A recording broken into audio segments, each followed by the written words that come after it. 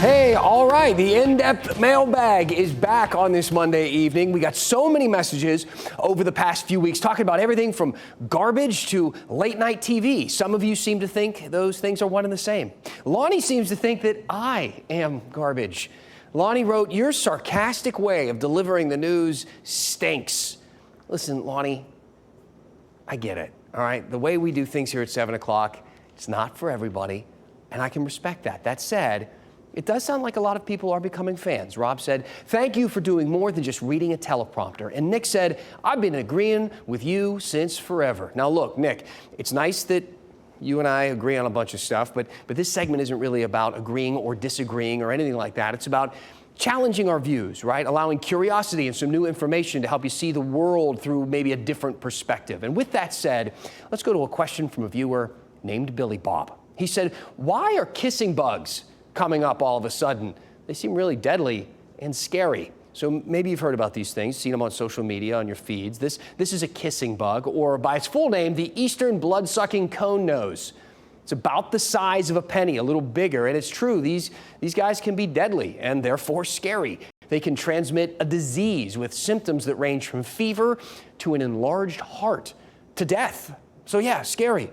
Now, you might think you know where I'm going with this, that it's a kissing bug, it transmits a disease. Obviously, the bugs do this by biting you, but you would be wrong.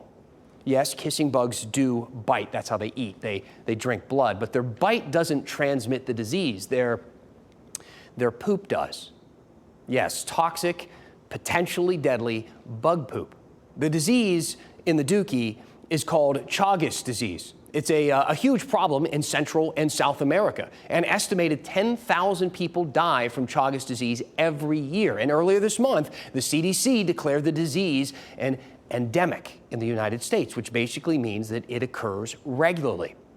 Now, the thing is, only a handful of states have ever even confirmed a single case in people. Here's the map, 29 cases between 2000 and 2018. And you'll notice that not one of them took place in North Carolina. Now, there are a lot of Chagas cases, not in people, but in animals. Why is that? Well, back to the bug poop. You see, kissing bugs only come out at night, and then they hang out in the woods, typically near raccoon, rat, or possum habitats. They feed on those animals, and, after they do that, nature takes its course. And since the bugs live where the animals live, sometimes that poop gets onto the animals, and those animals then catch Chagas disease. I know I'm saying poop a lot, all right, just bear with me.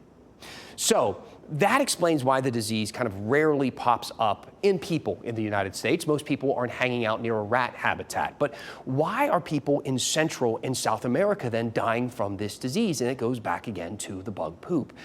The type of kissing bugs that live in that part of the world, they go to the bathroom while they eat. Yes, these bugs are deadly, scary, and super gross. When the bug bites people, people then scratch that bite. The feces gets on their fingers, and then you know what happens next. We touch stuff, and we rub our eyes, and all that sort of thing. Now, I heard from an entomologist at NC State. He says this is why, if you ever do see a kissing bug, not to smush it. You certainly don't want to smash one, because then you're potentially spreading pathogen around. The more intact you can keep it and the less handling of it you can do, the better. I've been a professional entomologist in North Carolina for 29 years, and I've seen 3 of them, and all of them were in insect traps. All right, well, that's kind of reassuring, don't you think? Now, a telltale sign, if you're still worried about this, of this Chagas disease is swelling in the eye, followed by fever and vomiting. But if people in the United States aren't getting this disease, if it's so rare, then why did the CDC declare it this endemic here in our country? Well, the report from earlier this month says, quote, "This is to help reform curriculum in professional schools to enable the next generation of practitioners to be competent in recognizing the low but present risk." So basically, it's to spread awareness, right? To prepare just in case the risk ever does increase to something that you should be more worried about. But for now, we're told you've got nothing to worry about. Don't get stressed. That's going to do it for tonight's in-depth mailbag. Did you learn something? Are you grossed out? Maybe Lonnie was onto something. Maybe this segment does stink. Got anything else you want us to look into? We'll do it. Send me an email, dan@WRL.com. What stories do you want to see us cover here on the news? Clearly not much is off the table. Tell me what is on your mind, and we will go in depth.